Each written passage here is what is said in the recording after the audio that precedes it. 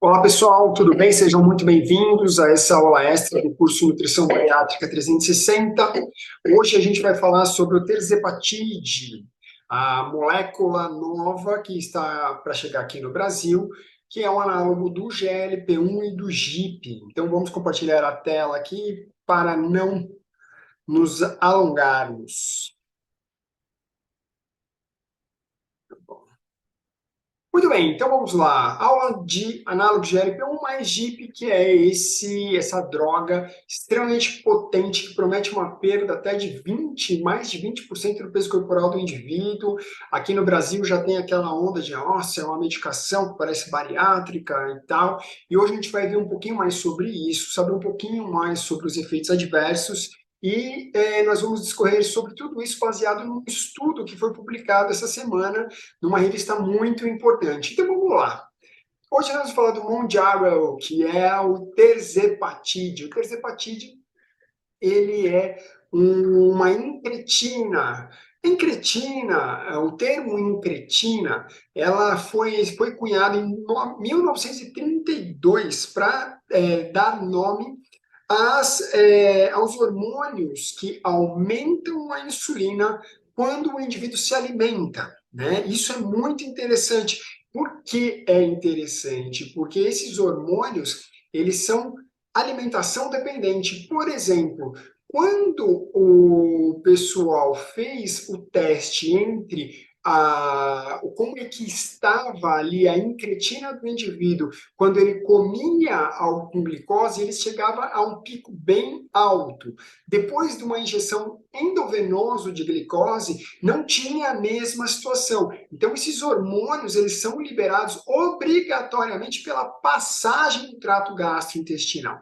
Um outro dado extremamente importante é que nós secretamos, né, os hormônios, o GLP-1 e o GIP, já no nosso organismo. Só que a meia-vida dessas drogas, né, desses hormônios dentro do nosso corpo, são muito curtas. E o que a indústria farmacêutica fez? Ele pegou um análogo desse hormônio e fez com que uma mudança molecular da droga fosse possível uma agregação a proteínas, a albumina, fazendo com que a meia-vida dessas drogas aumentasse. E por isso que hoje em dia nós conseguimos aplicar essa droga uma vez por semana com a manutenção ainda dos efeitos desejados destas drogas, né? E olha que legal, o GLP-1, que foi o primeiro análogo, né, das incretinas, primeiro incretinas exógenas, ele foi aprovado para o tratamento do diabetes em 2005. Então, vocês podem imaginar que não é tão recente assim. E vamos falar um pouco ainda sobre os efeitos do GIP e do GLP-1. O GIP, ele tem um efeito mais insulinotrópico do que o GLP-1, ou seja, o GIP ele é mais potente na dispersão de insulina que o próprio GLP-1. Além disso, o glucagon ele também é mais inibido pelo GIP, ou seja, o GIP, o hormônio GIP, ele é mais efetivo do que o GLP-1 se analisarmos friamente, individualmente os dois. Entretanto, a possibilidade da ação no receptor tanto do GIP quanto do GLP-1, essa molécula que se acopla nesses dois receptores e faz a ativação desses dois receptores, eles têm uma ação sinérgica, ou seja, os dois juntos se tornam ainda mais potentes do que um isolado do outro. E uma outra coisa que faz com que esses hormônios eles funcionem muito bem juntos é que a sinergia entre eles realmente dá um passo à frente, né? Então, bora lá. Quais são as principais ações do Mondial, ou seja, da terzepatide? Primeiro, né, ele diminui a ingesta alimentar, diminui o esvaziamento, a velocidade de esvaziamento gástrico, diminui os níveis de glucagon circulante, aumenta os níveis de insulina, inclusive da sensibilidade da insulina no tecido gorduroso, é muito importante. E também, além disso tudo, tem um sistema, tem essa ação de diminuição do consumo alimentar, não só pela questão de diminuição da motilidade gastrointestinal, mas também como uma ação central. Então, você entende aí a grande arma que é essa droga frente às drogas convencionais para tratamento da obesidade e sobrepeso. E esse é o artigo que saiu agora no Journal of the Endocrine Society, tipo agora esse ano, em janeiro desse ano, muito recente, que fala dos efeitos adversos da terzepatida. E por que a gente está trazendo isso? Porque é ruim? Não, de forma alguma, mas você precisa saber, se você é um profissional da saúde que vai ter acesso a essa droga, precisa entender com clareza que também existem efeitos adversos, não é um super mar de rosas. E os principais efeitos adversos dessa droga estão listados aqui nessa grande tabela, a gente vai falar um pouquinho sobre isso, mas os principais efeitos adversos são náuseas e constipação. O que faz constipação, não, desculpa, náuseas e diarreia, estou falando náuseas e diarreia, são os principais fatores que o Mounjaro ou a terzepatida vai trazer para o seu paciente. Uma outra coisa que você deve saber, 50% dos pacientes vão evoluir com uma sintomatologia gastrointestinal, com um efeito adverso gastrointestinal. E aqui, deixa eu ver se eu consigo colocar aqui um ponteiro visível. Não sei. Aqui, ó, vocês podem observar que a severidade dos efeitos adversos. Isso tudo é uma meta-análise, é uma revisão sistemática com meta-análise, ou seja, ele pegou vários artigos, estudou o conjunto destes artigos e aí sim tirou uma conclusão de uma média de efeitos adversos que cada um deles davam. Então, observem o seguinte, aqui você pode observar na primeira linha eventos adversos sérios. Esses eventos adversos sérios, e tem pancreatite, colelitíase, com repercussão com colecistite, alguns outros, hipoglicemia importante. Então, nós temos aí efeitos adversos que no estudo em si, ele não esmiuça com muito detalhe, mas pelo discorrer da descrição do artigo, a impressão que dá é que, de fato, esses são os principais efeitos adversos mais importantes. E aí você tem lá, com a terzepatida 5 miligramas, eles têm aí uma amostra com seis estudos que tiveram aí em torno de 1.458 pacientes, que teve cerca de 7,52% de efeitos adversos com 5 miligramas de tirzepatide. Com 10 miligramas, isso caiu para 7, para 7,32, 7 é o número de estudos que ele tem, e quando é 15 miligramas, o número de efeitos adversos mais sérios caiu para 5,57. Entretanto, a dose de 15 miligramas é a dose que mais fez os pacientes terem que abandonar o tratamento. Então, é interessante isso. Você percebe que o número de efeitos adversos importantes, mais sérios, ele vai caindo de acordo com a dose, e, entretanto, a dose de 15 miligramas, que é a mais potente, ela é o que traz mais desistência do tratamento.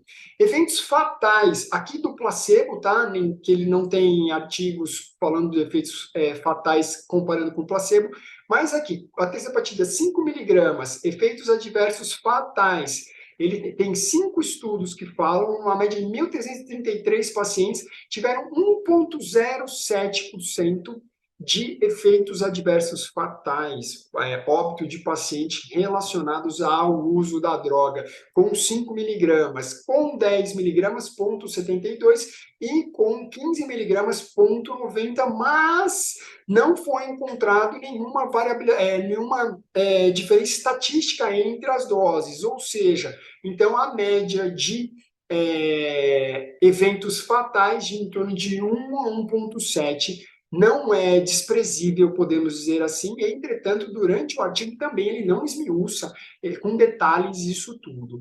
E aí vocês podem observar aqui ó, ele está mostrando aqui nessa terceira linha o número de pacientes que desistiram do tratamento por efeitos adversos. 7,23 com 5 miligramas, 8,68 com 10 miligramas e 10,39 com 15 miligramas, ou seja, quanto mais potente a dose, maior a dose, mais chance de desistência do tratamento.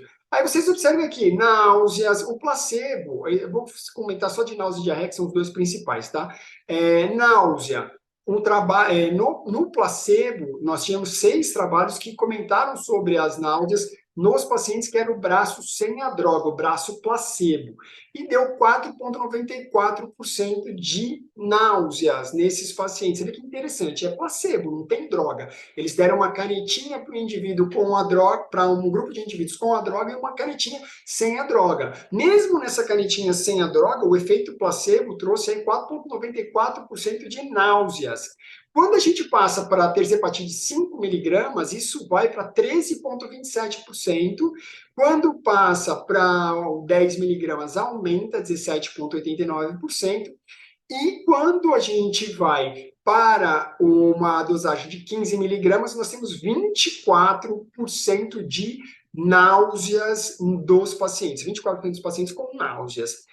A diarreia no placebo, ou seja, que não usou a droga, 8%, 8,32%, no 5 miligramas, 13,19%, 10 miligramas, 17,22%, e 15 miligramas, 20,79%, ou seja, progressivo, aumento progressivo. Percebam que lá em cima ele diz que os efeitos adversos mais sérios acontecem mais em doses menores. Entretanto, não tem uma significância, não é estatisticamente significante. Então, a gente pode extrapolar que é tudo mais ou menos a mesma coisa dos eventos adversos sérios. E os eventos fatais também. Então, se você começou com 5 miligramas do seu paciente, se ele tiver alguma perspectiva de óbito ou de problemas mais sérios, que vai acontecer com 5 miligramas ou com 15. Entretanto, os efeitos gastrointestinais, eles vão aumentando progressivamente com a dose, fazendo com que a dose de 15 miligramas, ela seja, sim, a que tenha maior número de desistência dos pacientes. Aqui embaixo também tem a parte de hipoglicemia, que é muito importante porque pode ser sério, né? Pode trazer repercussões. E isso você que vai lidar com essa droga vai ter, com certeza, pacientes que vão desenvolver hipoglicemia, já que você vai ter que adequar a dieta, é uma jornada bastante robusta, né? E aí vocês vão ver hipoglicemia grave, hipoglicemia importante. Aqui, ó, hipoglicemia severa, que é essa última linha aqui.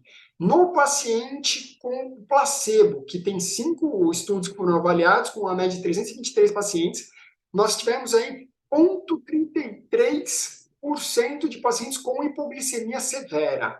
É muito interessante quando a gente lida com placebo, né? Porque você tem, de fato, coisas importantes. Quando a gente está falando em terzepatide 5 miligramas, nós temos 0,25 de chance de hipoglicemia, 0,25% de hipoglicemia importante.